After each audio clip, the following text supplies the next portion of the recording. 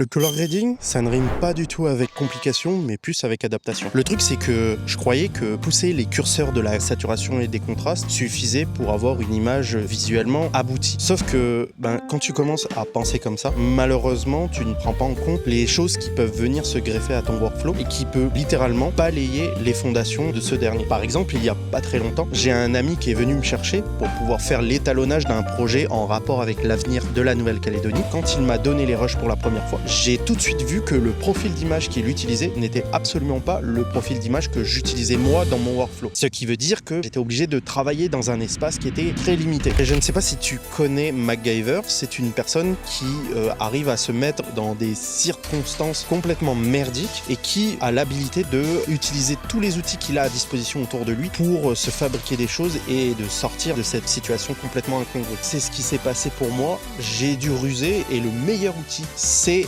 le masking. Et ça apporte tellement de profondeur à ton image. C'est là que j'ai compris que le color grading, c'est plus une question d'adaptation que de complication.